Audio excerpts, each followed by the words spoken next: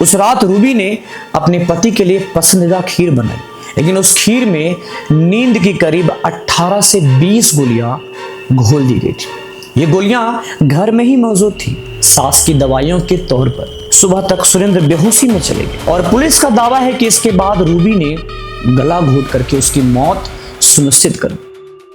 क्या आप उस बाथरूम में रोज नहा सकते हैं जिसके ठीक नीचे आपकी पति की लाश दफन हो?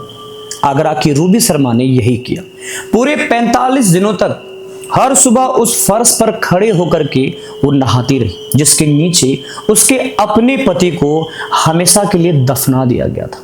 अभी कुछ ही दिन पहले जब सिया गोयल केस में देश गुस्से से भर उठा था, तब लोगों ने पूछा था कि क्या कोई इतना सातिर हो सकता है? एक मंगेतर, एक भरोसा और उसी भरोसे की हत्या। और अब जब उस केस की चर्चा अभी ठंडा भी नहीं पड़ी, आगरा से जो खबर आई उसने पूरे देश को एक बार फिर से अंदर तक हिला दिया।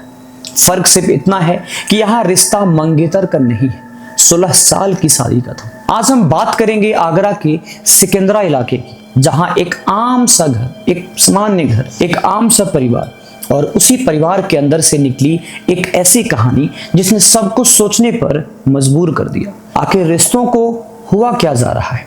40 साल के सुरेंद्र शर्मा, उनकी पत्नी रूबी, 2 बेटियां और बूढ़ी माँ, यही था ये परिवार। 17 मई की रात इस घर में सिर्फ 2 लोग बचे थे, सुरेंद्र और रूबी।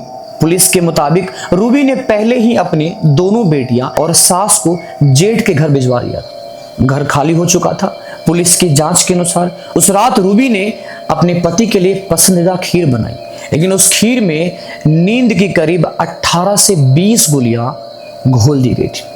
ये गोलियां घर में ही मौजूद थी, सास की दवाइयों के तौर पर। सुबह तक सुरेंद्र बेहोशी में चले गए और पुलिस का दावा है कि इसके बाद रूबी ने गला घोट करके उसकी मौत सुनिश्चित कर दी। ये पुलिस का आरोप है।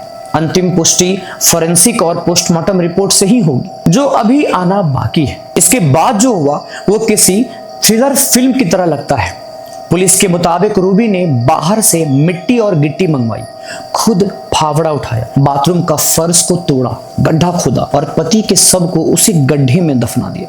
ऊपर से नमक डाला गया ताकि सब जल्दी गल जाए और बदबू बाहर ना आए। कुछ दिनों के बाद मिस्त्री बुलाई गई, नई टाइल्स लगवा दी गई। बाथरूम ऐसा दिखने लगा जैसे वहां मानो कुछ हुआ ही ना हो। लेकिन असली खेल अब शुरू हुआ। रूबी जेठ के घर पहुंची, रोते हुए कहा कि सुरेंद्र घर से चले गए हैं। 26 मई को गुमशुदगी की रिपोर्ट दर्ज कराई गई, वो भी खुद रूबी के जेठ के साथ मिलकर के। अगले 45 दिनों तक पुलिस सुरेंद्र को ढूंढती रही। सीसीटीवी फुटेज खंगाली गई और रूबी हर बार पुलिस के साथ बैठ करके उसी फुटेज में अपने पति को तलाशती रही। पड़ोसी पूछते थे तो आंखें भर आती थी और उसी दौरान उसी घर में, उसी बाथरूम में वो रोज नहाती रही, जिसके नीचे उसका पति धीरे धीरे कंकाल बनता जा रहा था। पूरा मामला तब खुला जब आगरा पुलिस एक पुरानी ट्रक चोरी की जांच के सिलसिले में रूबी के घर पहुंची। यह टीम सुरेंद्र केस के लिए नहीं था, एक बिल्कुल अलग रूटीन पूछताछ के लिए आई थी।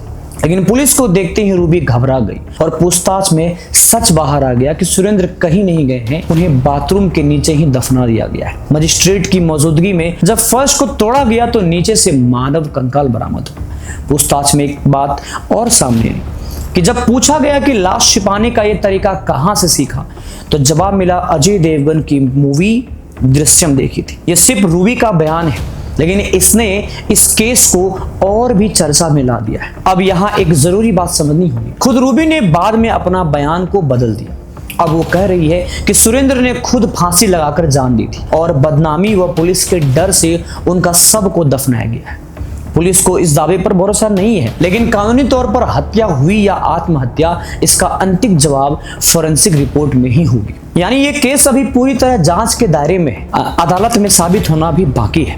पड़ोसियों के मुताबिक सुरेंद्र शराब का आदी था और घर की पूरी जिम्मेदारी रूबी कपड़े सिल करके उठाती थी। ये भी सामने आया। घरेलू मारपीट की बात पड़ोसी बताते थे, लेकिन पुलिस के सामने अब भी बड़े सवाल है। एक अकेली औरत के लिए इतना भारी शरीर को घसीटना, पूरा फर्श तोड़ना, गड्ढा खोदना आसान नहीं है। इसलिए पुलिस अब कॉल डिटेल्स खंगाल रही है, सर्च हिस्ट्री खंगाल रही है। कहीं इस पूरी योजना में कोई और शामिल तो नहीं है। ये सिर्फ जांच का एक एंगल है, अभी कोई पुष्ट तथ्य सामने नहीं आया है। अब बात करते हैं उस मिलते जुलते धागे की जो इस केस को हाल ही के सिया गोयल केस से जोड़ता है। सिया के मामले में भी एक करीबी रिश्ता था, वहां भी शक की सुई सीधा उसी पर गई थी और वहां पुलिस के सामने कोडेड मैसेज और डिलीट किया गया डेटा सामने आया।